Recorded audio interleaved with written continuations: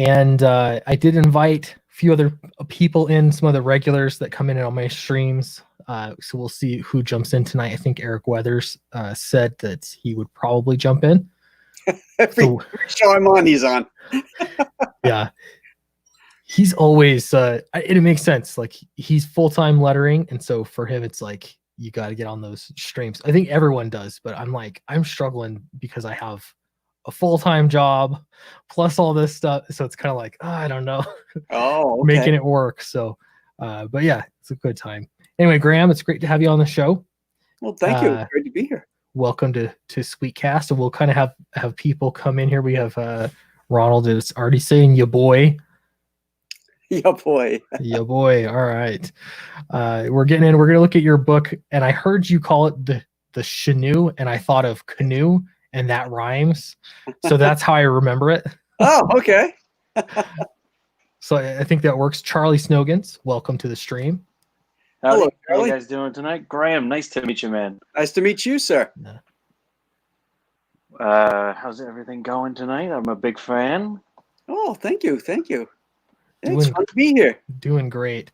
I've got all the best artists on tonight, so I'm feeling good. I'm in good company. Stream. Yes. It's always fun. Like, sometimes, I don't know. I just like picking the brains of artists for sure. Yeah. So people are trickling in chat. We have AL here. Hello. Pedro's here. Hello. We have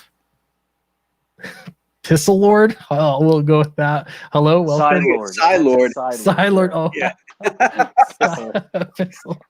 Sorry, I'm PSY Psy Lord. Hello.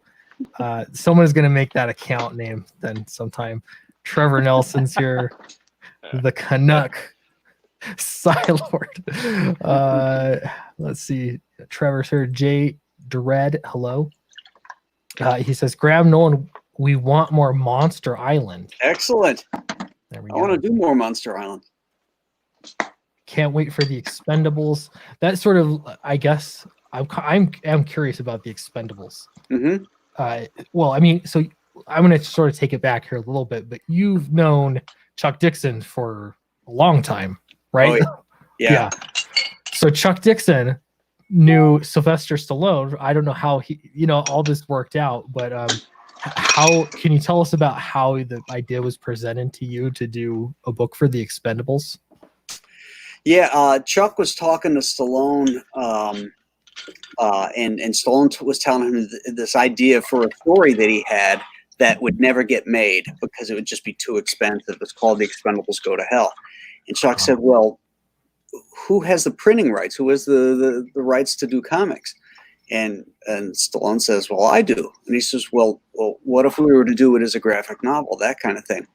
So he tapped into Richard because, he's so great at crowdfunding and stuff like that. And then Chuck called me and said, do you want to do a Expendables? And I was like, I love those movies. I'd love to hop on that. And that's pretty much how it got rolling. Nice. Yeah, and it was all handshake stuff, I mean, yeah. Stallone trusts Chuck. In fact, Stallone's doing a screenplay for a series of Chuck's books. So. Oh wow! I didn't know that. Really? That's awesome. Mm-hmm. Yeah. I think it's Bad what's Times. the name of it? What is it? I think it's his Bad Times series. Wow. The Bad Times books. That's Very cool, man. cool. Wow, Yeah. That's exciting. Yeah, Will you be drawing it first? No, this is for a show. I mean, but has it been drawn, or are you going to draw it first These before are it goes to novels. that? These are novels that Chuck's writing. Ah, Yeah, prose novels. Gotcha.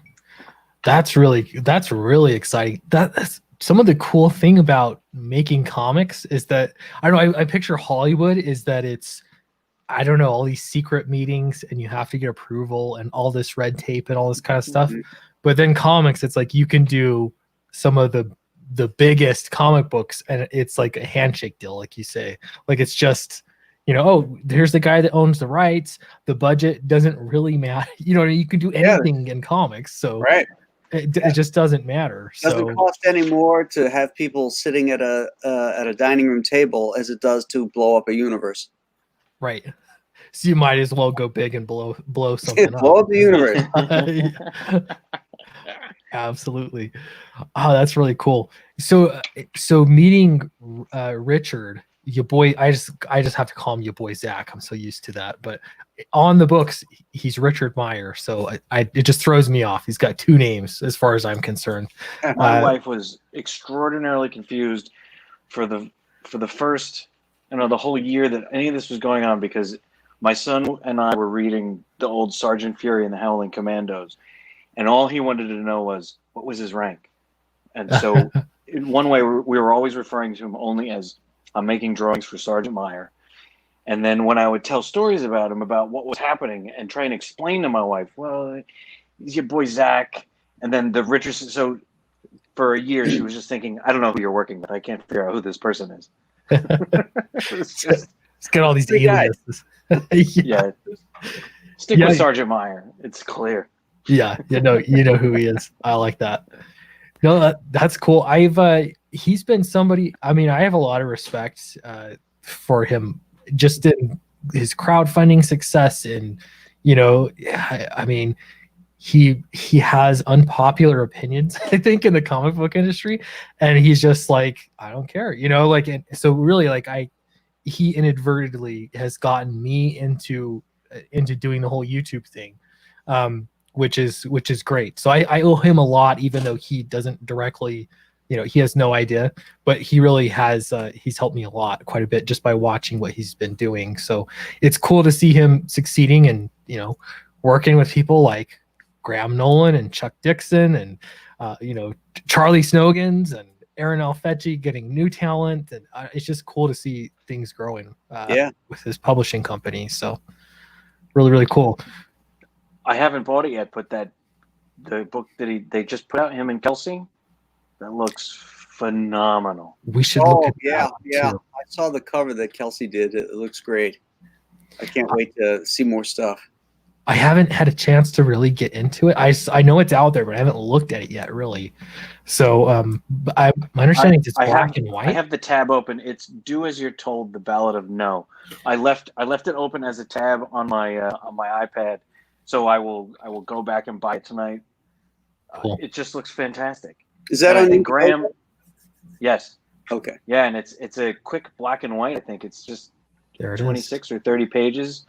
They hit it quick, and so anybody listening, there's 2 books out there right now to go grab. Graham's book and Do As You're Told. Yes. I mean, Kelsey's work looks phenomenal for this. And I've got both here. This is also the Canoe. Right?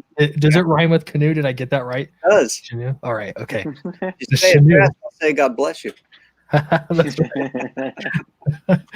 The Canoe is up. And then, Do As You're Told. I kind of want to look through both of these, but Graham, since you're here, we'll go through this. The Canoe. Is this... Okay, so first impressions for me. I looked at this and I was like, oh, a monster. First, I just love monster comics and monster movies for that matter. And I like monster movies so much that it's like I give them a long leash for what is acceptable in a monster movie. It's just fun, I just love it.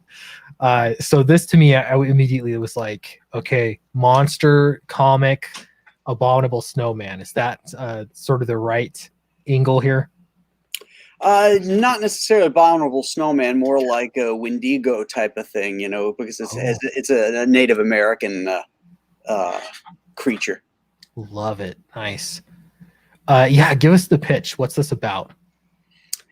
Well, the story of the Canoe is the Canoe is a creature that comes off the ice during massive blizzards. Those 1 in 500 year storms, like the blizzard of '77 that hit Buffalo.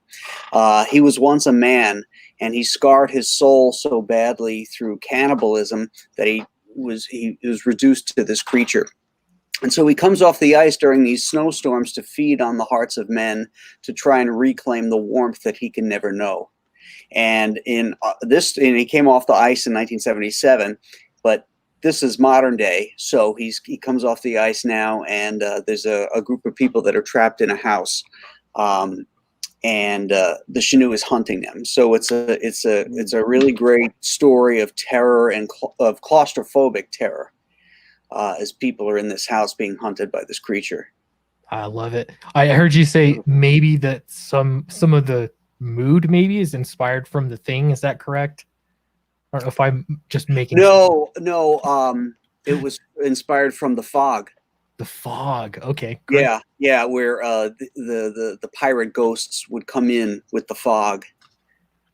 Nice. I thought that was kind of a cool motif, and I got the idea. I was driving into Buffalo once in the winter, and I looked out over Lake Erie, and it was all frozen, and the sky was really dark, and a storm was coming in. I was like, that would be a really cool delivery device for a monster story. And I went into a coffee shop and wrote the whole thing. in Very one nice. sitting. I love You that. wrote it and drew it all? Yep. Beautiful, man. Beautiful. Very cool, man. And the Yeah. drawing is beautiful with the snow and everything. And I'm terrified.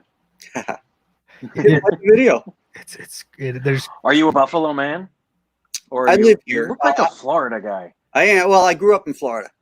I live. Okay. I live outside of Buffalo now. Wait a minute. Nobody does that. What are you doing? You grew up in Florida and you moved north to Buffalo, and now you live in the snow and the. I do. My wife is from this area, so that's how I settled here. But we're looking to snowbird it eventually.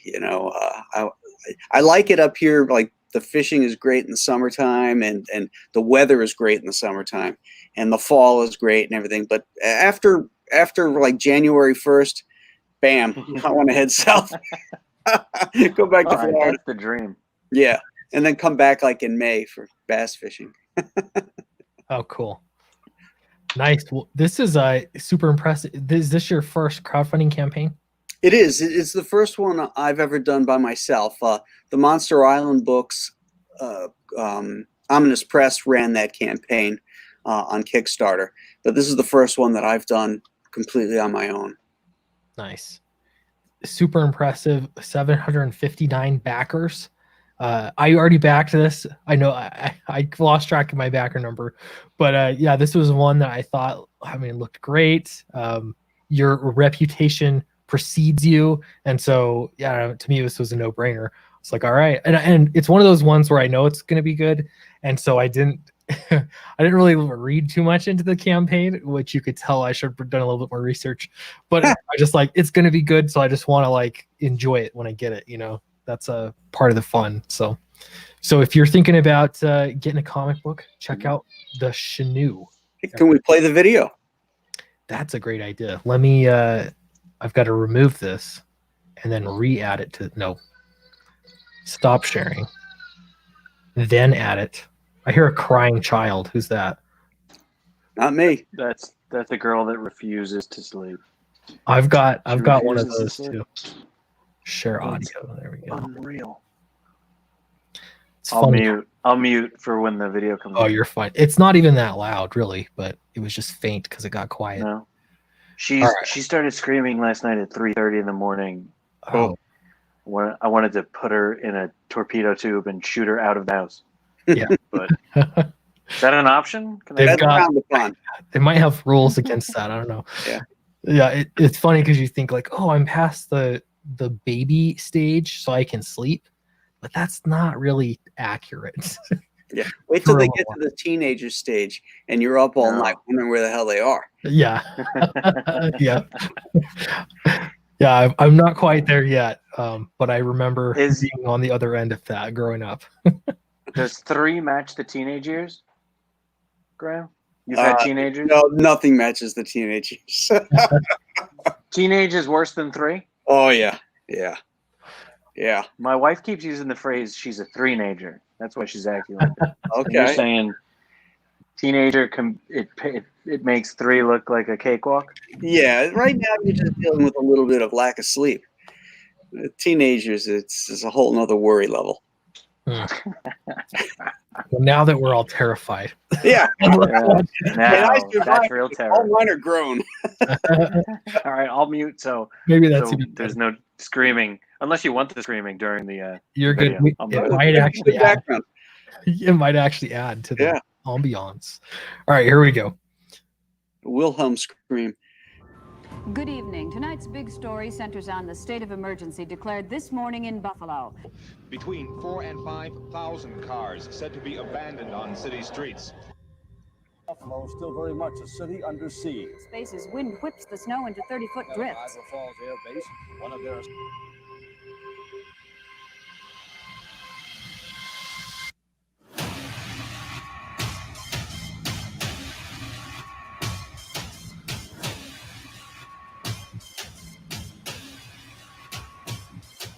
Below tonight, 10 below zero. Get off the streets and highways as soon as possible.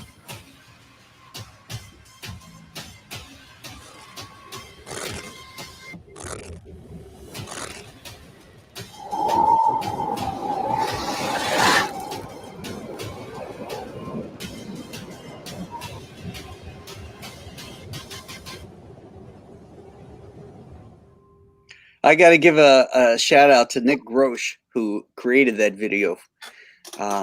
He just did a killer job. Wow. That I'm kind of jealous. That was such a good video. It was amazing. I had my original video up there was just me like this talking and stuff, and it was terrible. And I got a message from Nick saying, "Hey, I did this fan thing. What do you think of it?" I'm like, "Oh, this is fantastic. Can I use this? You know, do you do this for a living?" And he does. He does make these. He makes videos for a living. I said, "Okay, I'm hiring you for my next campaign." So he's getting the gig for my next series that I'm going to do. Wow, that's awesome. Yeah. Man, it gave me the chills. I love that there's what looked like real news footage, so I couldn't identify for like It was what. real. Yeah, that was real news footage from the blizzard of '77. Man, that's so cool. Yeah, it sets the right tone, and man, that's cool. See, trailers can do a lot for comic sales. I've seen some great trailers, and I've never made one. So yeah, that's got to change. Clint, I started to make one, and then the way that I started, I gave artwork to some people at a place called Dreamwires, and they gave me the first round back. And there's something really important to remember. If you try and make it an animatic, I don't know, the artwork is that you make for an animatic it has to be different than what you make for a comic, right? I mean, there's a really important. Graham, have you ever worked in advertising or made a motion comic? Advertising, yes, but it was back before they had that stuff. Oh, all right, yeah, that was right when I got there, when it was still paper and markers. But so if you make artwork for an animatic, the important thing to always remember is never imply motion, right? So I mean, all the times if you're going to make a comic, and I'm not telling this to Graham, I'm telling Clint, and anybody out there that's a writer who has no idea what these pictures are about. The fun of making a comic or a cartoon is you're implying motion, right? Everything's implied, and how much can you lie to imply the action? If you're going to make an animatic for a commercial or testing or a cartoon, you have to make everything, you draw everything so it looks still, and then the animator, whether they make it move. If you take the artwork that's implying the motion and put it in the animatic, everything looks really weird and jilted and strange, and it doesn't work. And I gave artwork that it was implied action, and I gave it to an animator and said, "Can you make this look really nice for this book that we're going to put out soon?" And he did it, and I just said, forget it. I gave you the wrong artwork. It's let me back away up. It's not gonna work. Yeah, there's some really talented people out there. Like I had Rot 10 Glory. He made a video for Downcast. I really need to show that, man. I've been so bad. But he was just like, yeah, it's all ready, but I just would like a little voiceover for it, or something. But I don't know, there's talented people. And then the guy that did this one. Who was it again? Graham that did Nick this? Grosh. Grosh. Yeah. Yeah. I mean, there was actually very little artwork, but I guess it worked for your story though too. Like with those old news clips, it's just so perfect. Yeah. And then he found a newspaper article that said something about, authorities deny a monster type of thing. It's like, this is perfect. Where'd you get this stuff? The crunching of the snow under the boot sound effects that he used is fantastic. And then the good. blood goes right into the logo, which is really, really great. Yeah. And so wait, you said the blizzard of 72. 77. That 77. Was that big of a blizzard? What happened up there? It was a once in 500-year storm. The snow drifts were up to the tops of telephone poles. Whoa. Yeah. That's how high it was. It was because what happened was there was snow out on frozen Lake Erie, and then hurricane winds came in, and not only did the snow fall from the sky, but it also blew the snow that had been piled up on the lake into the city.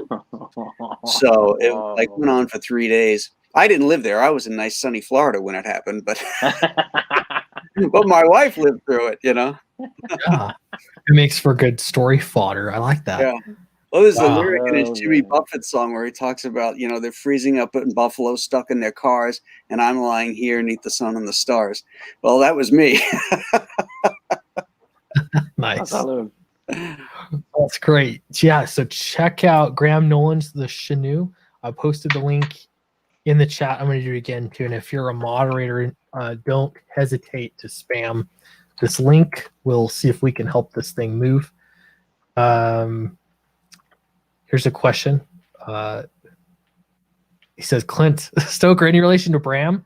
Yeah, I did a whole stream and I proved my relation. It is not that impressive, I'll be honest, but it's real. It's like he's my 7th cousin 14 times removed. It's something like nonsensical. Oh, that's cool though. I've got the receipts for it though. So yeah, everyone keeps joking. I need to write a Clint Stoker's Dracula.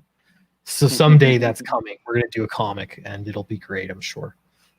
And somewhere in the lineage, somebody said, Bram Stoker, that's the coolest name, and your parents said, we'll do you one better.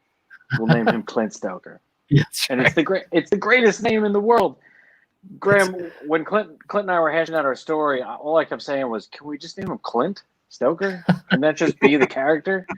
We can't do better than that. It would be a self-insert. I never really was big on my name growing up, but as an adult, like now, I'm like, actually, it's a pretty good name, especially Stoker. I like it. So it works for my name when I was a kid. Graham Crackers and all that kind of stuff. I just wanted to be Joe. G.I. Joe or Matthew. Which was what my name was gonna be, but my cousin got born before me, so they took it. But Graham is actually my grandmother's maiden name. So, and as I got older, I came to really like it because it is different. Yeah, that's very nice. Yeah, it shows my Irish heritage too. So, I like that. Is Nolan Irish or is the Graham Irish? Both. Oh, super Irish. So is it just booze every night until dawn? Is that a problem? And then punch somebody in the face? That's right. That's right. I'm married to an Irish German, and she is angry. She is an angry woman.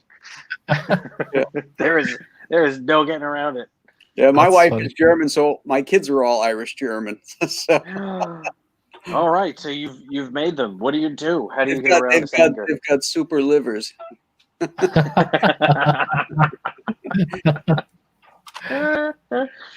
So the genetic perfection of a liver. That's right. Oh, that's funny, man. What's for there is no Scotch. Scotch. That's my choice. The Johnny Walker Black. You can't beat Johnny Walker Black. If you spend more, I don't think it gets any better.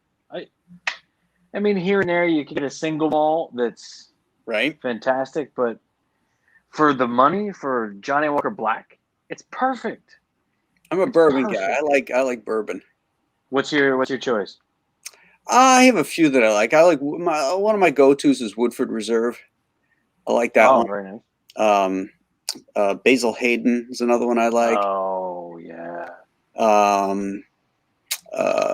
What's it called? The Father, I can't Son remember his and name. the Holy Spirit.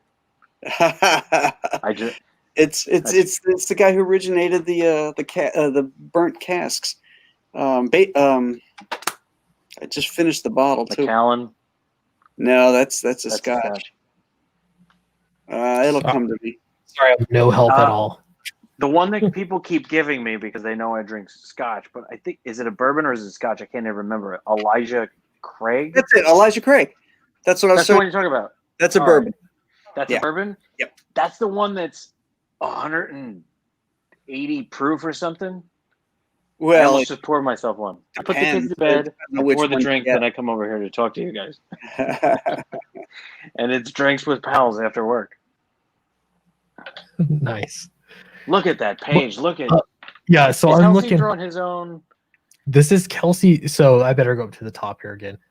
So this is "Do As You're Told," the Ballad of No, which is, I would never have thought of that as a comic book title ever, but it seems to work, and I'm curious as to what it's about now. A lunatic escapes. Oh, sorry, I scrolled too fast. Yeah. Yeah, I think it's somebody. If somebody tells you to do something, you say no. I think that's what the title means. The Ballad of No. Yeah. Right. Connected to Pandemic. Takes place in the same timeline as Pandemic. So this is kind of the same universe, or he's building a universe, I guess. With Pandemic was his last book in this same vein. Yeah. A $15 book. So he's got kind of this other, so I like that he's doing this where he's sort of broken up his line into different price points of books, because it seems like everyone was like, our book's just going to be $25 from here on out. Some of them are, but it's cool that he's making $15 books that work. And I guess, they're shorter, and this one's black and white, which is cool. Black and white, and it looks like Kelsey drew it fast, and I like the way it looks. I don't mind. Graham, you've been in comics how long? 37 years. 37 years. How long? And you pencil and ink your own pages? Mm-hmm. And you still do it on paper? No. You're doing digital? Yeah, I do it on Procreate. iPad. Oh, all right. Yeah. You're doing it all on an iPad? Mm-hmm. I used Procreate when I had to, in advertising, go on site to an agency. But you're doing it on the 13-inch screen? The iPad Pro, iPad Pro. The large screen is. It's 13 inches, I think, right? Is it? It's a little. It feels. It's smaller than if you were working on a comic book page, right? No, it's bigger than it. Oh, you mean like the original art of a comic? Yeah. No, it's not 10 by 15 by any means, or that's what I'm saying. Board. No. All right, and are you coloring it too? Well, this one is black and white with red highlights. Oh, see, very good, because I was completely convinced it was a completely color comic. Yeah, no, it's black and white with gray tones, and then red for any time there's blood. Beautiful, nice. Man. So it's going to be really cool graphic. How long does a page take you? Well, I penciled 2 pages today and inked 1. Okay, all right, that's a lot to get done. Yeah, that sounds like a lot to get done. I was gonna say it sounds impressive to me. I'm no artist, but that seems pretty impressive. And that's the pace you've always gone at about? Yeah, I go a little faster now because of the digital inking is faster than the manual, traditional style of inking. I can work a lot faster. The other parts, the penciling, the layouts and stuff, that hasn't changed. There's been no speed up time there, because that's where all the heavy lifting gets done, all the thinking. When did you switch over to digital? Fully was on The Expendables Go to Hell. Because there was so much reference that was needed for that, and there was so much hardware that I just felt like if I'm going to get this thing done, in any kind of deadline, I better figure out a way to streamline it. So I decided, well, I'll pull the plug here and see if I can do this digitally, and it worked out great. Wow. Nice. Trial by fire. Yeah. Well done. Well Yeah. done indeed, man. It seems like the iPad Pro is becoming a pretty big favorite. I know a ton of artists that just use it, like instead of a Cintiq or anything. And I don't know enough about all the intricacies, but I know a few artists that just swear by just do iPad Pro. But Yeah. Charlie, you use a Cintiq, right? I've used them both, but right here next to me, if you can see, this is my baby. This is Cintiq, which I've long argued sounded. If I had a black daughter, I would name her Cintiq. And I love this right here. That's why I would name her that. And it's huge. So you can now. This is the 24-inch. I had 21-inch, and when I switched over, it was a bit of a transition, and I got I actually injured my hand because I was drawing. I'm swatting at a fly. If that's why I keep doing this. Oh, I thought that's how you injured your hand. No, I injured my hand. I got in right here on my hand because I was drawing in advertising. I was drawing the remember when? Do you guys watch football, or did you watch football in the past? Yeah. Remember when Deion Sanders was the pixie in the commercials for DirecTV, and he had wings, and Peyton Manning was with him. So I did those drawings for it. And then the lead up to it all was when I first started using the Cintiq, and it's the thing you have to get used to. That they've solved a little bit was you're drawing a plastic stylus pen on a plastic surface, and I was drawing pixie dust, and instead of taking advantage of a brush that would just speckle pixie dust, I stippled it because I'm an idiot from years ago. Yeah. And hours after hours of stippling pixie dust, and here's Deion Sanders throwing pixie dust, and Peyton Manning's throwing pixie dust, and they're flying around, and there's pixie dust. I gave a big pain in my hand, and then I delivered that, and then for 40 hours straight, drew LG TV commercials, and my hand blew up, and I stopped using it for 2 months. And so that's the first thing. It's not as soft as paper. It's not as giving as paper. And there's no tooth. Clint, do you know what tooth is? Yeah, it's like the texture, right, of your utensil or whatever, your pencil. That's exactly right. Yeah, it's a texture on the paper that causes friction. So if Graham, you made the switch mid to do a big book, did that's the first thing to switch from traditional to digital. There's no tooth. Right? Yeah, on the iPad it's glass too, so it's even smoother, So, but the iPad pencil is pretty good as far as like, the smoothness of it and everything. But I wish I had a little bit more drag on it, to be honest with you. So you can buy a textured screen. Yeah. You didn't try that yet? I haven't tried that yet. No. You buy it's essentially, what's the name? Photodon is the name of a good company. Photodon, PHODON at the end. Photodon. You buy the screen and you lay it across, and you can buy. It's sort of thick and it's got a texture. So when you go across it, you'll actually hear it scratching instead of that stomach turning change of, I'm not a real artist anymore. I'm drawing on plastic. Right. So, I mean, I buy the nib. The nib is a felt nib, and the way that I work now, it feels a little more like a marker. Oh, okay. It's still not the same. But it's a little better. And get the new Cintiqs, man. They're fantastic. If you could do Photoshop or whatever everybody's using. There's some use of what's the one? There's a different one that other people. Clip Studio Paint. Clip Studio, yeah. I hear great things. They have an iPad Pro app for that, so you could actually do everything right on your iPad Pro in Clip Studio Paint. But I haven't used that program, and I didn't want to have a learning curve to worry about. I've used Procreate enough where I felt comfortable that I could could get everything done. But I still had to import it into Photoshop to get my boxes, my panel borders and stuff like that. But You did soup to nuts then? on For- Procreate, yeah. For Chino, you did.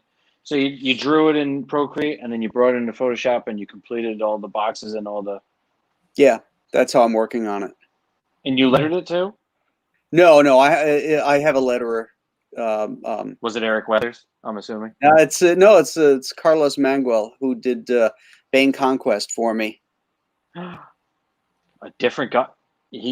Are he and Eric Weathers going to square off in a no holds barred to the death duel? Man, it sounds like Eric's starting to get so much work that Yeah, there's he wants to draw stuff and not just letters. yeah, he Not wants to since- draw. Not since Artie Simic has someone just lettered everything. I know, Right? I know he's done so many books. It's kind of crazy. So I'm curious when you're doing digital, do you miss having original art pages?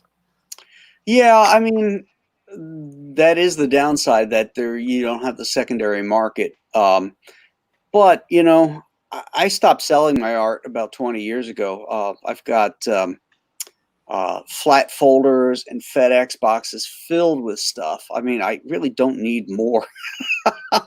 Yeah. I'll get up my studio, If you need to unload any, I'll just let you know. Like I could take some off your hands. Well, there's a nice piece in the Chinook campaign. Right. We should scroll down. I think he's got it for sale. If you go down and look at those. 33% Oh, Graham, that's beautiful. This is digital right here then. Yeah, that's all digital. Yeah, that was all beautiful. iPad Pro. See, I really wouldn't be able to tell the difference from just looking.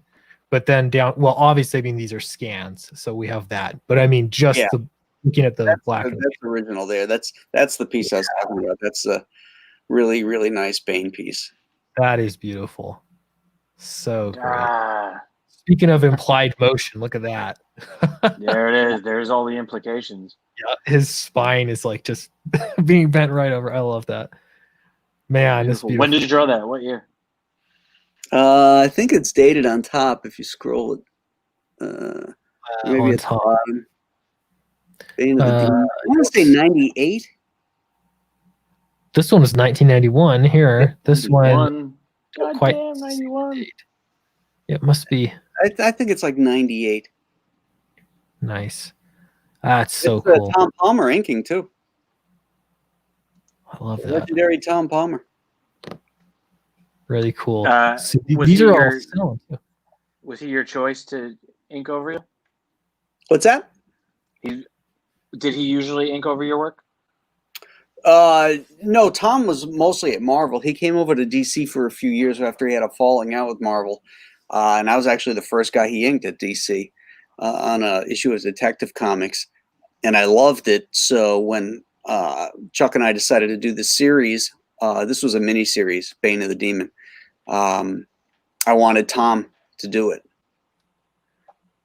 Nice.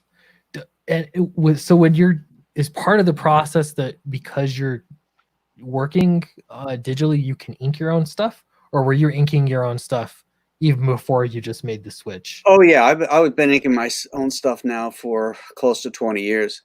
Nice.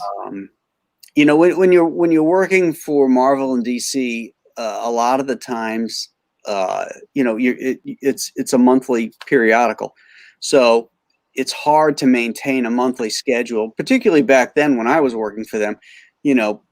These days they don't even care about schedules. It seems like they'll schedule an artist for 4 or 5 issues. They can pencil and ink that, and then they get another team to come in for a while. But when you had a contract like I did, which was like a 12-month contract, I was expected to do all 12 issues.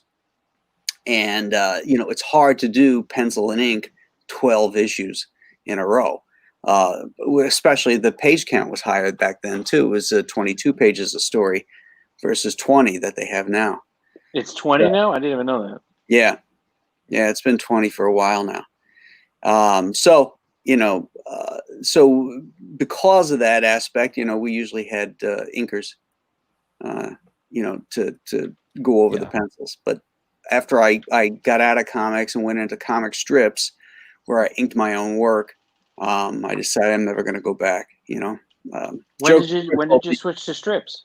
When did you go into strips? 2000.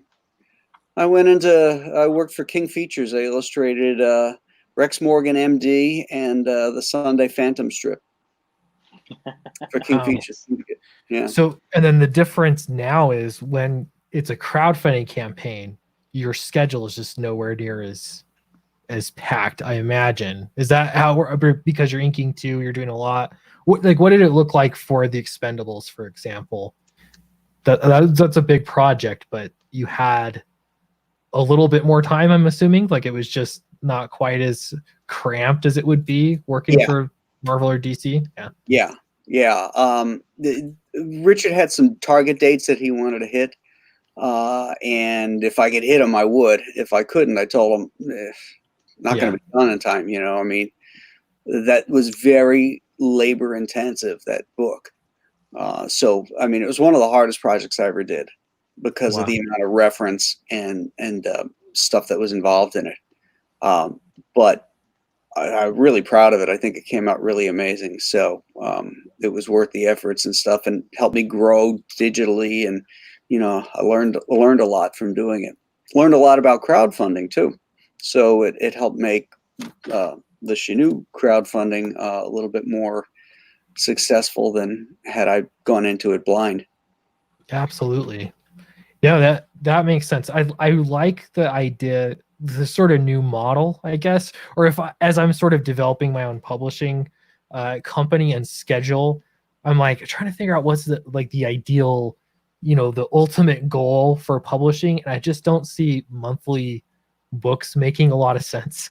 Like, I like the idea of a creative team being able to take their time enough on stuff to be able to do it right and not be working 7 days a week. I've heard horror stories. I'm sure you have horror stories of people working in the comic book industry, but just working 7 days a week, like 16 hours a day, just drawing, trying to get stuff done at a short page rate. Yeah. And then you take on more so that you can make more money, or it's just I don't know. I'm just like, that's not ideal. That's not ideal. No. And what I'm trying to do with my company, with Compass Comics, is I don't want to compete with monthly serialized stories. I want to tell unique stories that are maybe self-contained. Not every good movie needs a sequel. I don't want to see the sequel to Casablanca. It stands alone and it's great. And that's the kind of stuff I'm not planning a sequel for the Chinook because I want to do other things. I can tell you the sequel to Casablanca. She flies away, and Rick stays in Casablanca banging floozies for 40 years. That's it. Yeah, I don't want to see that. Insane. But so I want to do unique stories that other publishers don't necessarily want to do. So yeah. Nice. How long is the Chinook? Do you know yet what the page it was 48 pages of story, and then we hit the stretch goal, and now it's 56 pages because sweet. I'm going to add a 8-page story that took place in 1977. Oh, nice. During the Blizzard of 77. That's great. Yeah, that's good. I did, my books both have been 52 pages for the main thing, but I like this idea. And that's another thing I've kind of been noticing that Richard, I'm sure he's not the first one that's done it, but adding, like for a stretch goal, for example, like you did, just saying, hey, I'm going to do an extra backup story with possibly a new creative team, or however you want to do it, but just a new aspect, a new story. So you're not necessarily stretching out the same story. You know what I mean? Like, oh, we're just gonna add more pages. Doesn't always make a lot of sense, but adding additional stories to it. I love that idea. Because, I don't want people to think that I'm padding the story. I want value in there, and I want every panel to mean something, every page to mean something, and have a purpose. So when I decided I was going to add more story content, it wasn't going to be the same story. It was going to be something different. And I came up with an idea that the ending of it is just terrifying and heartbreaking at the same time.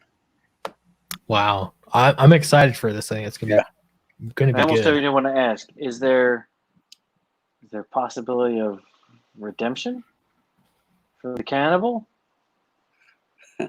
There's always a possibility, Charlie. That's a good answer, Graham.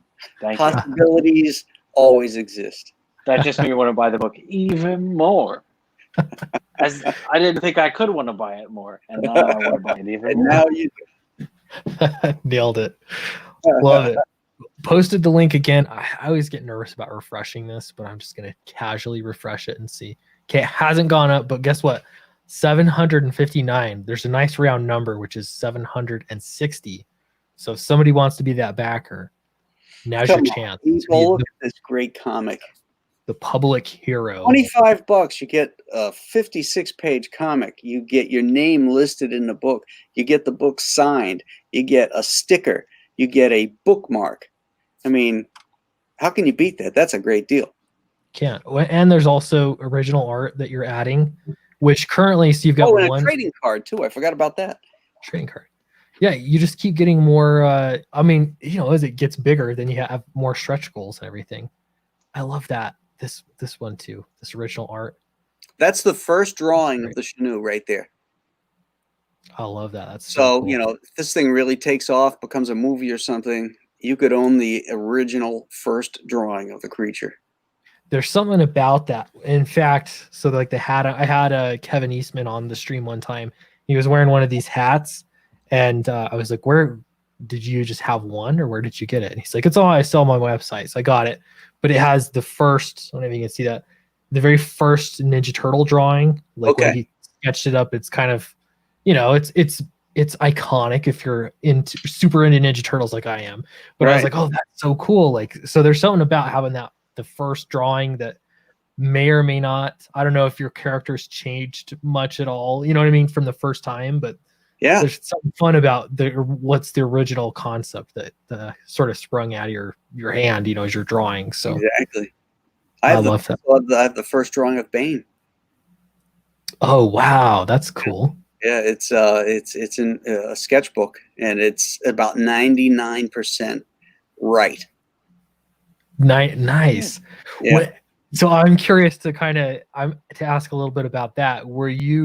How did the creation of Bane go? Was there already a concept and you're like, this is what he's going to look like? Or was it very like concept for his story and his backstory that Chuck had come up with, and Denny had added some stuff to it as well. And it was all in service of the overarching story that they wanted to do called Nightfall, where they were going to take Batman out and replace him with a more violent Batman to show the fans why you don't want Batman to be Wolverine or the Punisher. That was the basic reason for doing that whole story. So once it was determined where Bane was going to be born and all that kind of stuff, then, Chuck and I talked about it, and I came up with the Mexican luchador inspiration for his look, because I figured where this guy was being raised, if he was going to be exposed to any kind of costuming, that would be it. So that was the basic premise for where, gave him the wrestling singlet and the luchador mask. The original mask had his nose, mouth, and eyes open. So like a real wrestling mask, because if you ever wore even one of those cosplay Bane masks, I mean, after 5 minutes, it sucks. It's hot as hell, I'd want my nose and mouth cut out so that I could breathe. Plus, as an artist, it's easier to show the character emoting.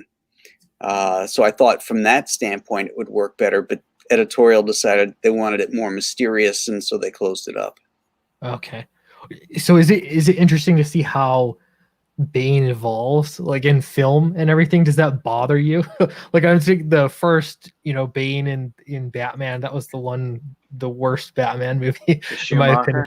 Yeah, what is it, Batman with nipples. May he rest you in know. peace. But come on.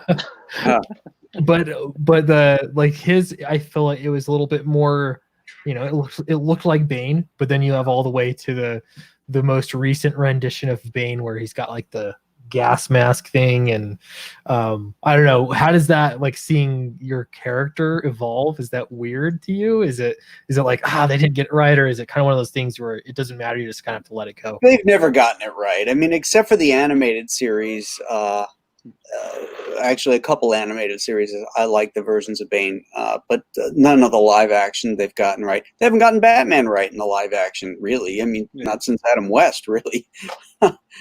Yeah. Dude, I gotta tell you, we just watched when my son he's gonna turn 6 in 2 weeks.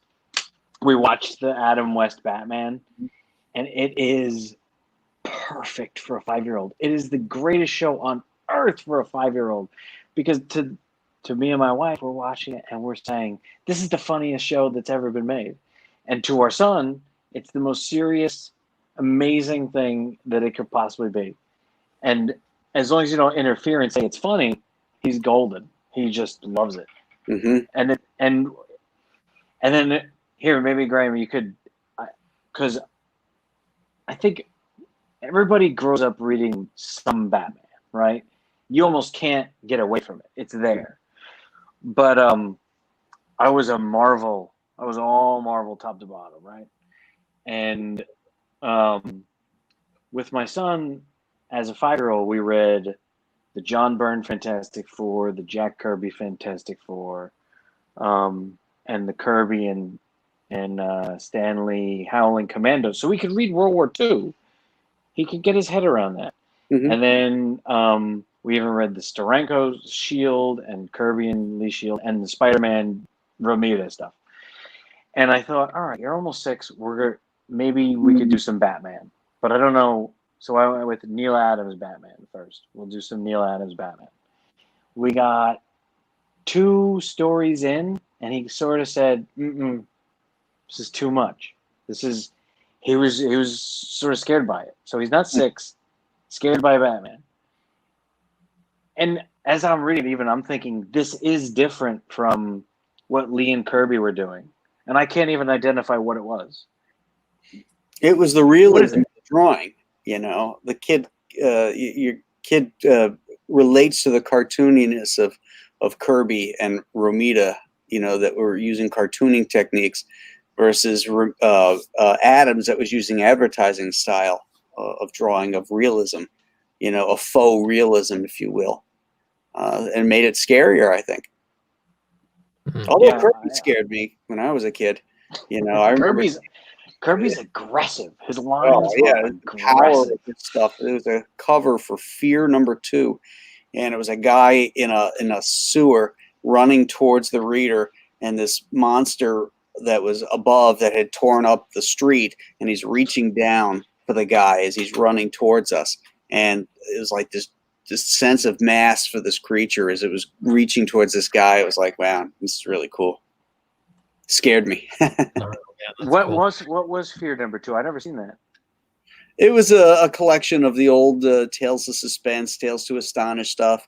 It was one of their reprint books. It came out in like 1971, 72, something like that. But I mean, at the underneath all this stuff, after all the time you worked on Batman and everything, and is there something just different about Batman and the DC stuff? Different how? I don't know. That's what I'm asking, because is it, and it's, I don't know, is it more mythology and less people? I've been trying to figure it out, because From Marvel, then Marvel, yeah, because I guess it's Marvel is just Stan and Jack, but DC there's something different happening that I can't put my finger on. I think of just my perspective, but I think of like Marvel as when they had it right. You know what I mean? Things were working. It was very flawed characters, and then DC is very. I mean, they're still flawed, but everything's so sterile. too. You know what I mean? Like down to their secret location. Whereas like Spider-Man, I think his whole life, his personal He lives life in a house. is just a mess. Like, or yeah, it's just like but yeah, I think at DC there, yeah, definitely it's something sterile about it. Like it's clinical. I don't know. That's Well, I don't know if it's sterile, yeah, but I mean, you're right, and you noticed Spider-Man goes back to Aunt May's house or his apartment when he's older, and Superman has the Fortress of Solitude, and Batman has they have headquarters. their headquarters, their structure. There's I don't know that any of this is on necessarily on purpose, but I don't know. But yeah, but like I guess the Fantastic Four have their headquarters, They have a headquarters. but it feels like it just feels, yeah. I don't know. Yeah, I don't know. It's hard to put my finger on. Chat, if you can figure this out, let us know in the chat, in the comments. Let us know for sure. They're more gods in DC. They're telling you more mythology. Is that the difference? Where Well, that's what they Marvel say. is- I mean, I think once Danny took over Batman, and actually when he started doing Superman too, back in the early '70s, they grounded them again. When you look at early Superman stories and early Batman stories, they're very visceral. They're very grounded. The same way that Marvel comics were. But then they became just like Popeye. They got white breaded, and all the stuff that made them really unique and interesting got bleached out of them in this homogenous, way of telling their stories. We still watch the Fleischer cartoons here. We watch the Superman Fleischer cartoons, and I remember hearing or seeing or reading that in the initial stories, Superman couldn't fly. That's and right. When they made the animations, that's when they decided he's not able to just leap. Like, it'll be easier to animate if we just make him fly. So just it seemed like he there was he is. in the Fleischer cartoons because he would be the way he would land and stuff. That's how it starts. Yeah. And by the end of the run, they have him flying. Oh, is that right? Oh, okay. And if you watch, there's 30 or so or 50 episodes or whatever. In the beginnings, they're so good. He leaps and you're exactly right. He lands with all that weight and he's dealing with physics. And by the end, I think somebody who would eventually maybe work at Hanna-Barbera and would just say, this would be easier if he just, let's put him up there and zip that background behind him. And so I don't know. So it's mythology. And I don't know, Graham, you had when you're doing Chanud, are you talking more mythology or are you talking more, what do you characterize it as? I would Fable? say mythology in the fact that it's the character itself is mythological in a Native American belief system, but it's strictly a visceral horror tale that takes place in the current world with real life people. And it's just when you have a monster, you have to decide, well, is that monster an animal, or is that monster like a science fiction-y, or is it something supernatural? Then I think in this case I'd have to say it's supernatural. No, I love it. Either way, it is creepy as all get out in a good way. Those black eyes like a doll's eye. Yeah. And then the open bloody maw, there's that too. Yeah. I like the fur is got like blood stains. It's probably, those could be 200-year-old blood stains, Yeah. I've got another question for you, Graham. And then we're probably going to wrap up here pretty soon because we're almost at an hour. But over time, so I'm looking at some of your original pages you have here, and of course, working at DC, there's like a house style. There's, especially working on Batman, I presume that there's you got to be drawing everything like this or that, But when you're doing your own books, it's however you want to do that. Have you felt like the freedom to sort of switch up your style, or like do a style that you prefer better because you're doing your own crowdfunding? How's that sort of changed your approach? Well, first off, there is no house style. Everybody draws Batman differently, and they didn't tell me how to draw it. I knew how I was going to draw it because I wanted to draw the character since I was a kid. And You did. and I had all the inspirations that were part of me growing up. I used as how I would approach Batman, but I approach every kind of commercial project like that, based on the characters and the stories. Like, I did a bunch of X-Men Forever stuff for Marvel, and I hate the X-Men. I mean, I never read those books. And so it's like, okay, I'm going to do this X-Men book. But what I found was that because I didn't give a shit about these characters, that I didn't have preconceived ideas about what they should look like. So I went into it. It was very freeing. So when I look back at the pencils for that project, I was like, that was some of the best stuff I ever did for Marvel, because I was free to just interpret it my way. I wasn't saddled with oh, this has got to look like Kirby, or it's got to look like whatever. I A little insouciance, a little bit of not caring goes a long way. Yeah, Right? yeah. It didn't free. So Yeah. that was good. So I kind of tailor my style to the story itself. Like when I did Monster Island and Return to Monster Island, that's obviously a lot more fun. It's a kind of a send up of those old Tales of Suspenses and comic strips, adventure tales and stuff like that. Much more lighthearted. Whereas this is like, straight up terror horror. Mhm. So it's going to have a much more darker look to it, a lot more shadows, and to reflect that. Nice. Well, that's cool. I don't know. It's just cool to see your style sort of, yeah, like you say, on different projects. Like this to me looks very different. I realized it was drawn at a different time, different medium. Even you're doing it digitally than some of these other pages down here.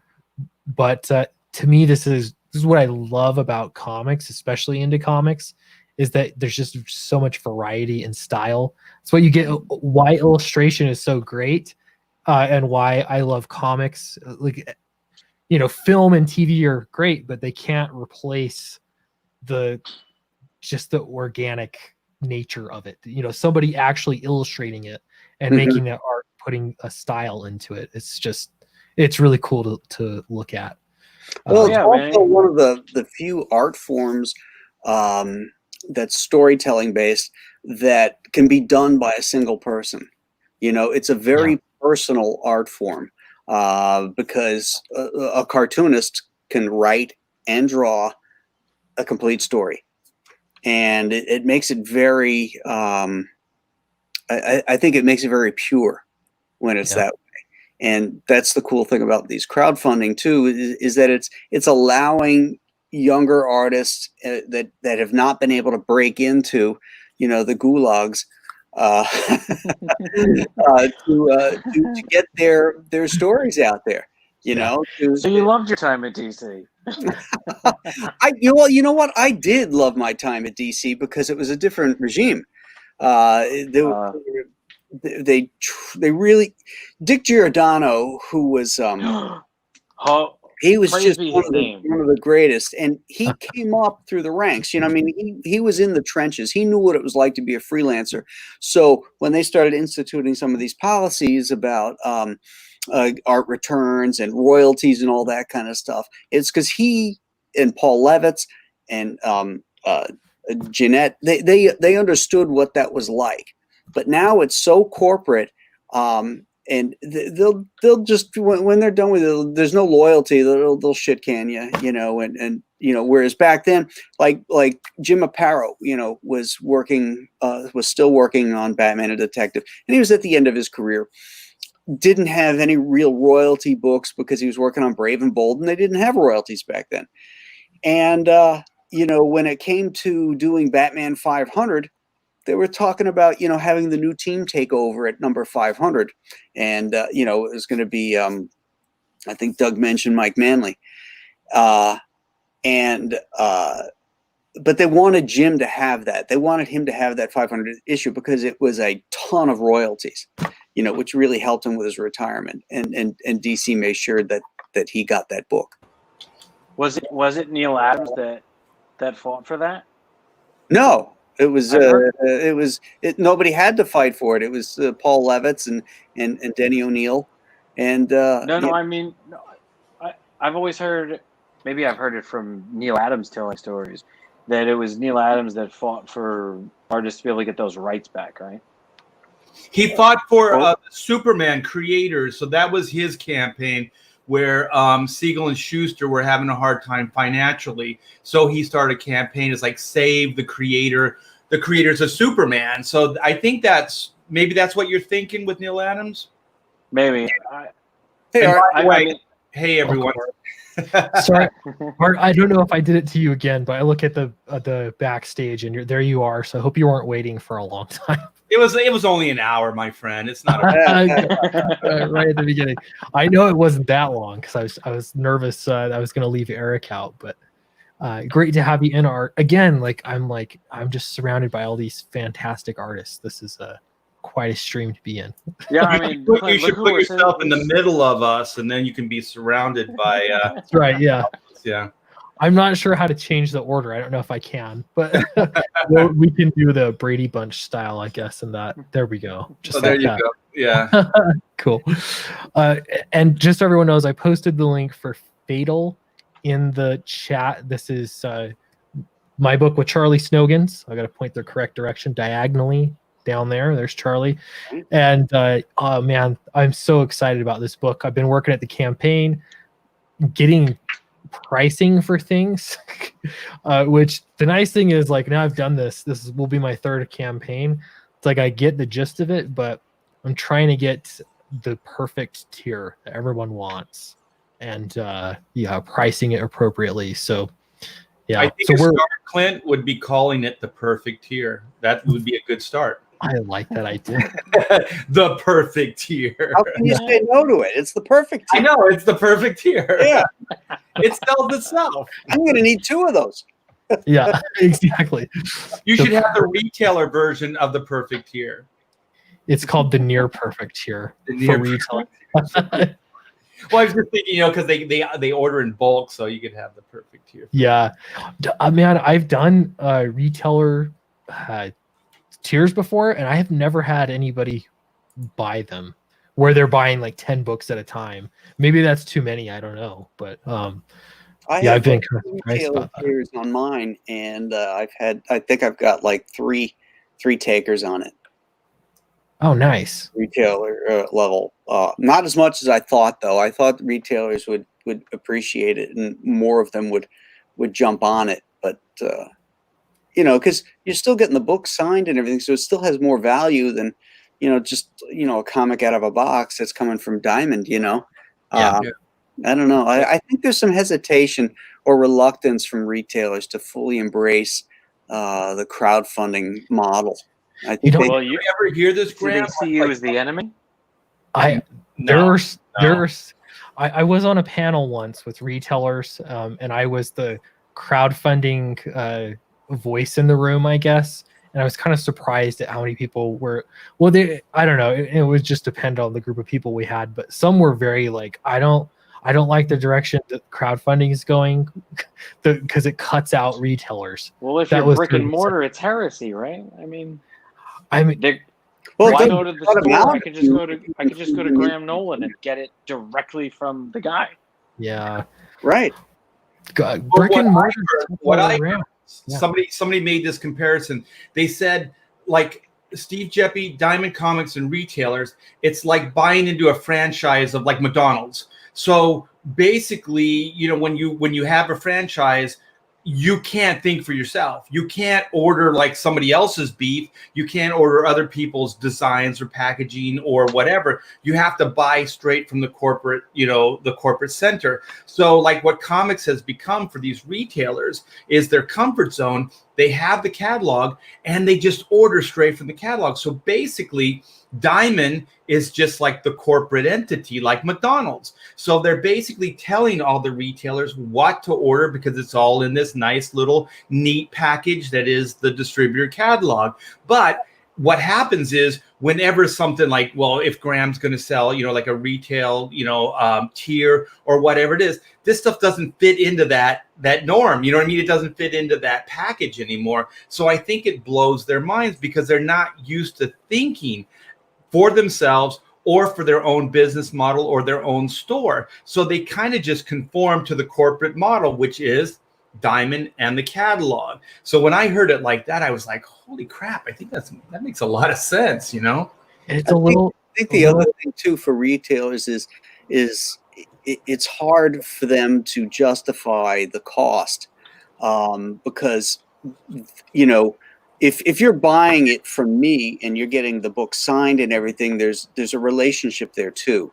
Whereas the retailers they're just kind of like they're just selling a product and they're having to pay a lot for that product versus buying it a Marvel comic book from Diamond because everything's cut in half. DC sells it to Diamond and at half the cost, and then the other so it just gets or double. It keeps doubling up to the retail price, and I think it's hard for them to outlay that kind of money for a floppy. Yeah, but if you want to stand out and identify, be like identified as like your own entity, if you were to step out of the norm and then all of a sudden offer, say, black and white, then you have variety. You have things that other stores aren't offering. And I know what you're saying because money's tight. But at some point, you want to try to set yourself apart.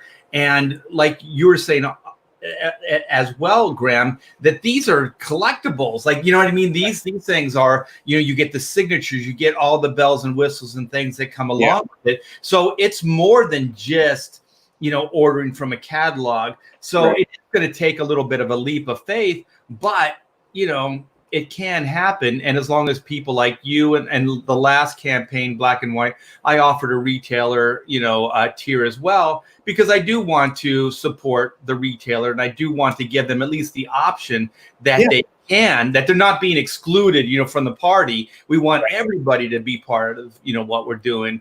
And so that's why I do it. But is the retailer being squished? I mean, because earlier Clint said, or before you got here, that maybe everybody doesn't agree with what Richard Meyer's been saying, but I don't know. If we're going to let the market decide, maybe the market's saying, no way, we all sort of agree with Richard Meyer, right? Because 5 years ago, Marvel acquired Star Wars and they sold 1 million comics, and 4 years later, they're selling, instead of 1 million per issue, it's 30,000, right? Yeah. So doesn't that say Richard? No, wait, we all agree with Richard Meyer. Well, the truth is, all retail brick and mortar is having a hard time. I don't think there's any retail store of any kind that is not struggling, not just because of pandemic, but because of Amazon, or online shopping in general. Right. Just the publishing industry anywhere, it's struggling. Soon the only thing you'll be able to buy in a brick and mortar store is brick and mortar. Okay. And what you can buy is you can buy experiences like Graham's book or something like that. Like you can go further into it. And I think that retailers, just for me, I know that they like the monthly floppies because they can keep people coming in every week, and that's great. But what I think is if we thought about more like comic books as like fandom, like comic book shops more as like you get one of a kind collectibles and things like that. And then maybe for these companies, Marvel, DC, whoever, to start trying to market the floppies more in a wider, distribution model, like supermarkets and liquor stores and department stores and all of those. And then, then we can think about maybe the brick and mortars more as a collectible destination. You know what I mean? Because it still is not necessarily really inviting to the normie. You know what I mean? Most of the people that go to comic book shops are always already people that like comic books. Mhm. Yeah. But you know, maybe pander, and they have been really is just kind of catering to them more and more.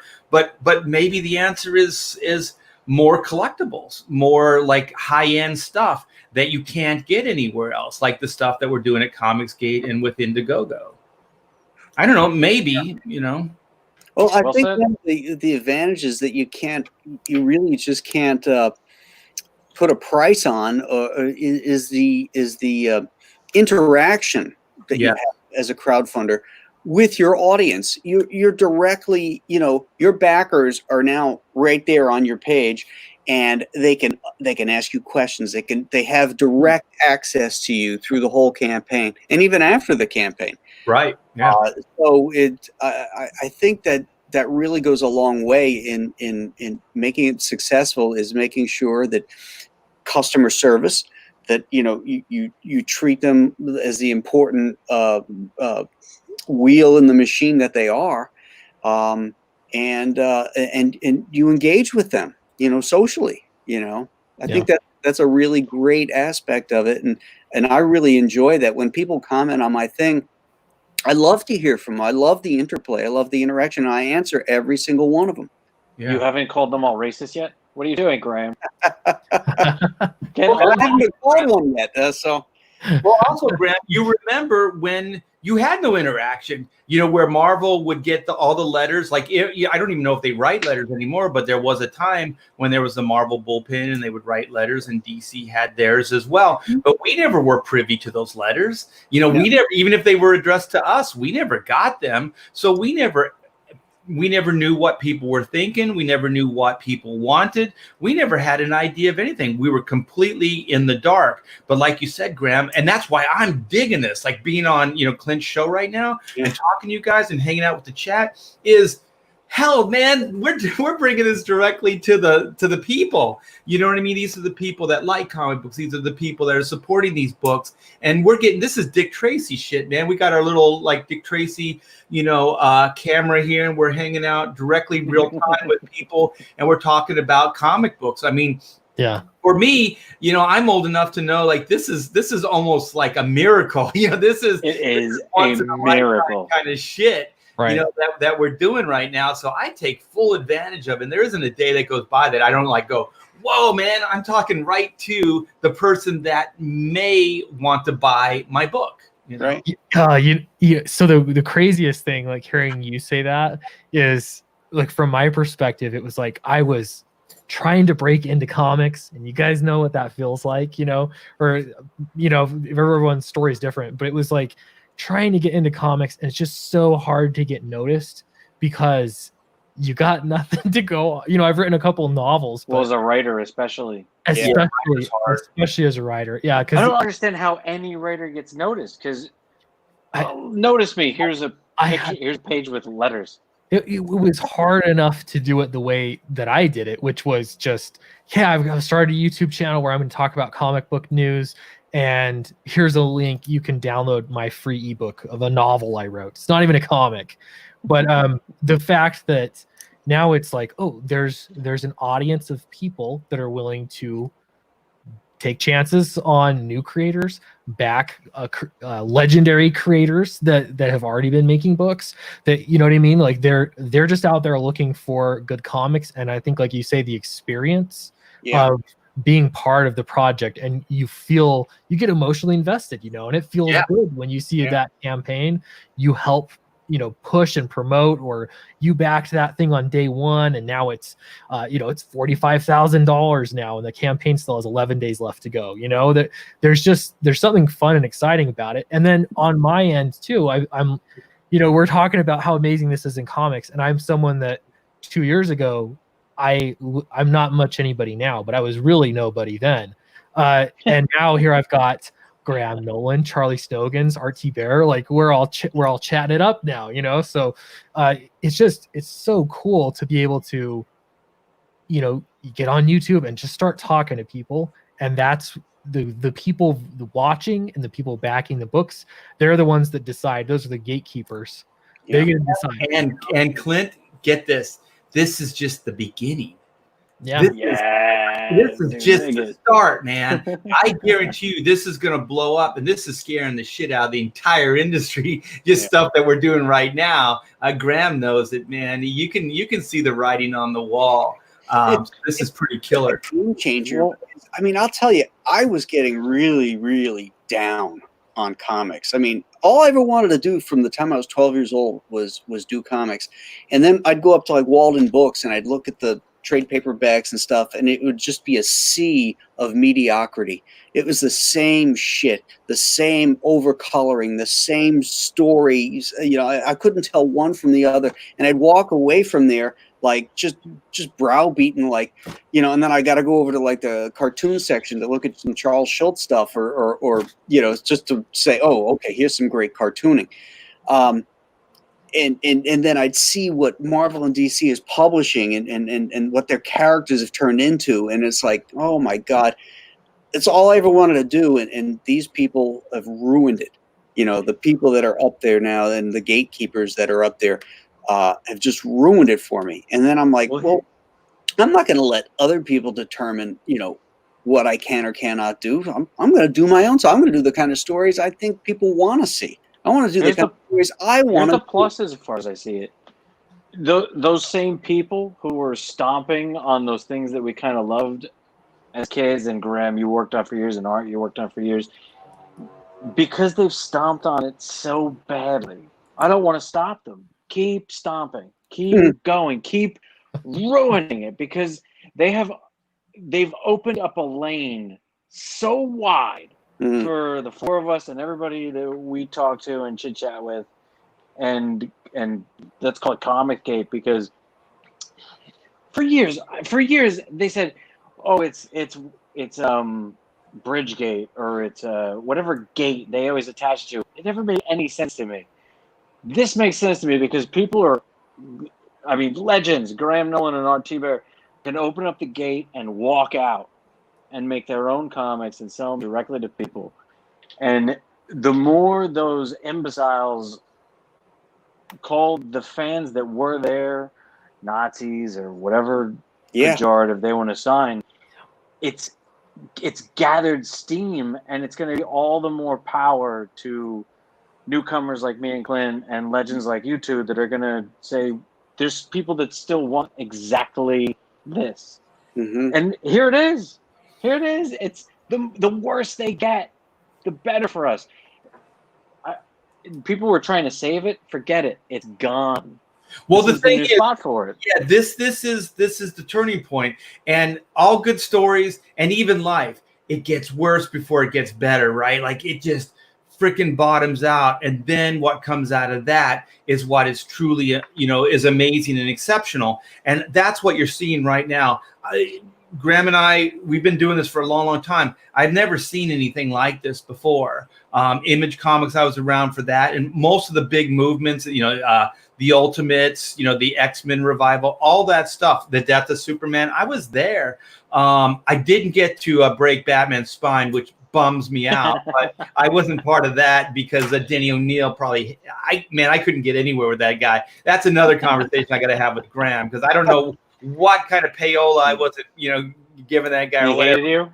Yeah, he didn't have the time of day for me. I go, hey, Denny, I'm doing Superman now. He never had any time for me at all. But anyways, like all those things, that you're part of and you've seen, and then like we're at this moment in time, and it does feel like there's this crossroads, and everything is just kind of hitting, but it's not hitting nicely. Like it's just it's like an intersection where everything just crashing, burning, mangled metal and blood and everything. But what's coming out of it is that one little lane or that one car that missed the other ones, and that's what we are. We're that car. But the thing is, I also think that it's an example, and it is working. I've been crowdfunding for a while now, and nothing has been as viable as it is now. The reason I left DC because I was working on Good Book. I wasn't destitute, making a good living, but I saw that that for the first time, because my roots have always been independent. I always wanted to do these things, but it was never financially viable to do those things. But now it really is. I mean, look at Graham's got like 45K, up on his site there. And that's, I mean, even 10 years ago, that was unheard of, to have that kind of money. Yeah. And here's Graham doing it, it's going to be an example. It is going to be an example. And I believe it's going to keep building and get bigger and bigger. It's funny. I was watching a popular comics YouTube channel, but not like in our circle. It's not a Comicsgate channel, but it's a comic book channel. And they were talking about a crowdfunded indie. They're like, they're on issue number 2. This is amazing. They've made $13,000 on their campaign. Just they're just amazed over it. And I was thinking, if I know how much it costs, if I made 13,000, I don't make any money. That's like, I think that's a charity. Like, yeah, you just made a book is what it did. Yeah.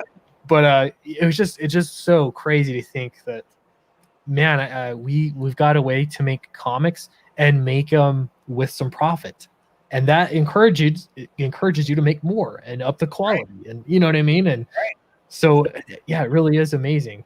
Well, the difference is too, Clint, like that old mindset is kind of what comics was. It was very humble. So anything you got from the big 2 or anything that you got, you were like, oh my gosh, I made $5 for that book, or whatever it was, and you were happy because you were just so humble and so beat up. But now I think we're strutting our stuff again. We're like, screw that. 12K isn't enough. Like, let's make a bigger, badder book. Let's roll up our sleeves and get more out, and YouTube and social media and start really trying to push this thing. And then you realize the only boundaries we have are the ones we put on ourselves. Like, if you're willing to put in 12 hours a day, then that's how far you're going to go. But maybe you can put another hour in, do another YouTube show, then it's going to be even that much better. Yeah. I got, so here, I'll take this out again, the screen. There we go. I got this book today. This is Six Gun Gorilla. Oh, cool. This one. I don't know if you guys read, he released the graphic novel first, and it was like 6 issues long, and he had his Indiegogo campaign, and I loved it. It was so good. And then, so he's like going to continue the story. So I backed this like immediately. It's Who's the artist writer? So the writer on this one is Brian. Why can't I think his name? Christogow. I always say his last name wrong. But he's just an indie guy. He does crowdfunding, and I've had him on the stream before. This one, I don't know who. I know he's had different artists sort of running throughout the run, but it's just such a well written book. It's so fun. And I don't like Westerns, but this is like a gorilla in a Western. All these action adventures. Your name is Clint. Westerns, yeah. I know. Your name is named after a cowboy. You live in Utah. That's true, yeah. I know. Yeah, I think that's wise. It's like it's too westerny, and so I kind of like push back. I don't know, but this book's amazing, and this could not be published through a regular publisher right now, because he's tried for years, but I don't know, it's just cool seeing like these really awesome unique books that you're not getting in retail. And I hope someday retailers in mass want to start selling these books and we can figure something out. That would be fantastic. But in the meantime, these books still get to get made, because of fans. So it's really cool. I love talking to you guys. I got to wrap up the stream, but let me get my screen back on here again. And just to remind everyone, Graham Nolan's The Chenoo is on Indiegogo right now. Over $45,000, 759 backers. Wow, Graham, that's amazing. 759. That's really cool. Fantastic. Still 11 days left, and so I Who's think going to be 780? Come on. Yeah. Or no, 760. Who's going to be 760? 760. Come on. I do need to refresh. Going once, going twice. Get up there. Sold to the man with the red dress. Somebody's Been on got here 2 hours, people. Yeah, we've got RT Bears here. And so here's black and white. This is volume 1, second chance. Hit refresh. Oh, awesome. Which is great because I did not get this one on the first time around. I didn't know. There we go. I wasn't in the club at the time. I didn't know it was around. So I'm getting black and white volume 1. Thanks for giving me another chance. I appreciate that. And thanks to all the backers. Yeah, just being on the show, we managed to break the 16K mark. So thank you guys, and thanks to Clint for letting me, come on. That's great. Congratulations. And who did you have to kill to get that Batman head behind you? That looks gruesome. It was called the Marvel Heydays and the Image, days. Yeah, so that's Michael Keaton's Cal from Batman Returns. Whoa! Well, what's missing is Kim Basinger's ball gag. Ball gag? What are you talking about? I've heard things. I don't know. I've heard things. Yeah. That is some deep lore. Yeah, that is. Yeah. Last but not least, this is Fatal. This is just a pre-launch page. We've been trickling out information on this book, and when I call this thing a blockbuster, I'm not joking. This is everything you want in sci-fi, action, adventure. So fun, amazing art. We've been trying out some colorists, so we're gonna have a colorist on board for these interior pages. We've got covers. Charlie showed the beautiful wraparound cover. Actually, I think that's what we have up here. This is a. Do you guys have been doing this for so long? Do you have any before we all split? Yeah. So that's the wide shot you see of the wraparound cover. Anything I should look out for as it only occurred to me, well, why not make it go all the way around the book? Anything I should look out for or should do because it's a wraparound? You can't really square bound the book. It's going to have to be saddle stitched most likely. Yeah, so there's a limitation there. So what's your page count? So we're looking at 52 pages, but I think like you, Graham, we're open for stretch goals. You can still saddle stitch at that number, I think. Yeah, you can saddle stitch, but you can't. Yeah, you can't with a wraparound because you have that square spine. It looks a little funky, and you can't really open it flat because there's that square bound spine. So you're really kind of, as far as format, you're locked into the saddle stitch staple spine. Interesting. I'm coloring it right now. You can upgrade the paper though, so you can still make really substantial, heavier stock covers and stuff like that. But you just can't really do that traditional graphic novel format because of that spine. And I did separate. I mean, you could see it when I first drew it. You see the black and white image. His foot was actually more over the hood of that little vehicle they're in. And then when I thought, well, why not make a wraparound? Let me do this thing I've never tried before. Why not? So I pushed him over a little farther to right. It screwed up the design a little bit as far as I was concerned, but I did make a little room in case we did want to have the spine. So there's a little space for the spine if that did happen. Well, you can do it. You mean the square bound spine? Yeah. Yeah. Yeah, you can do it. It just it doesn't always look that great. And then if you put the writing, because the reason you do it is so you can put it on a bookshelf, so you can read the spine, and then there'll be the writing, that will be across your artwork there. So, but maybe you can work around it. Maybe you can work with the design limitations.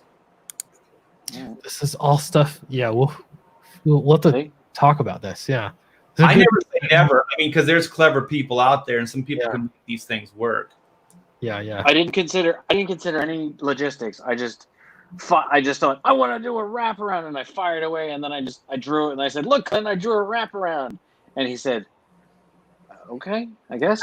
No, that's not at all. It's like it looks great. It looks great. The thing though, I'm noticing because I'm doing pre-press. I'm learning pre-press, and I want to get good at it. But the spine is like, depending on your page count and the thickness of the paper and everything, it's going to vary. So I just figure there will probably be a little bit of cropping or something that might have to happen depending upon the actual thickness of that spine. But If it doesn't work, it doesn't work, and then we can include a fold out or a poster. Yeah, poster. That's it right there. Absolutely, man. We could do a poster. What I was really thinking is if you show it on YouTube or if you post it on Twitter, this shape works better. The Where white this shape, Yeah, the This- widescreen. the comic shape gets cut off in every direction. And if you ever post something that's a comic shape, Twitter does this weird thing where it just zeroes in on the words. Yeah. You notice Yeah, that? you have to click on it to really see the full image. Yeah. Well, if you're posting on Instagram, it's a square. Like, who designs things in a square? Like, that's absurd. You know, even a camera doesn't take a square photograph. That's right. That's right. What the hell is wrong with you people? Like, everyone's like, "Oh, Instagram is a superior platform." I'm like, "What are you talking about?" I don't understand that either. I just think nobody designs anything for a square. Yeah. Nobody. Well, you can't even use a hyperlink on Instagram, so it's a horrible platform. It really is. Yeah. You Not only have to that, so really finagle if it. you like your artist and you say, "Oh, I love this artist. I'm going to go see what they're doing on Instagram," you can't open it in a browser and just drag it. You Right. can't just grab the picture. It's useless as far as I'm concerned. But everybody's on. Why is everyone on there? I don't I know. don't get it. I'll tell you, in the early days of Instagram, the reason I liked it is because it didn't have the restrictions of Twitter and Facebook. So when you were posting stuff up, you got real numbers, real time. There wasn't the algorithm, and the I guess them holding back like true numbers and stuff like that. So I loved it. So when you post something, you got real feedback, not based on some kind of weird algorithms or whatever. And then was it Facebook or somebody bought them? And as soon as they merged with whoever, the format changed. And as far as I'm concerned, it's like, I don't care about it anymore. Yeah. So we'll forego all of them, and we're just going to go to Clint's page where he dances on TikTok. Yeah, that's the only thing that's left. Yeah. Clint is the last man standing. Yeah. Well, YouTube, I have to say, there are some problems with YouTube, but overall, it's just a fantastic platform for comics. Who would have thought? But it really is. I would have no career if it wasn't for YouTube. So I'm going to keep doing it. I'm happy and grateful. Yeah. So it's been good. They didn't take so much of the damn super chats. Like what is that? Like, that doesn't even seem fair. Yeah. It's like, I just made $20. No, you didn't. Yeah, they take like 30% of everything. I think something like that. Off the super chat. Yeah, it's a big number. They take a chunk. Yeah, it's more than half. Like, like in any kind of business venture, maybe 10%, 20%. Sometimes agents will take 25%, but oh no, they take advertising like 60% or something. 50. They take a big. Or do you have a YouTube channel? I haven't. Yeah. It's just my name. I just found Adam Post channel. And you're on there too? Adam Post, I think Saturday morning, and I think Graham and I are going to hang out. Is it Wednesday? Yeah, Wednesday at 3. Yeah, we're gonna have the old guy talk, and we're gonna really give you guys, you young kids, some stories that are gonna straighten your hair and flip you out. Wow, sci-fi for me says it's 55%. I didn't even know how bad I was getting screwed. Yeah, I thought it was like 60%, but 55 is close enough. Oh my gosh, I thought it was 30. I was thinking that, but nope, 55. The reason I don't like it is because I think it betrays the people that like you. You know what I mean? Because they think that money's going to you. Doesn't it also violate some sort of usury laws?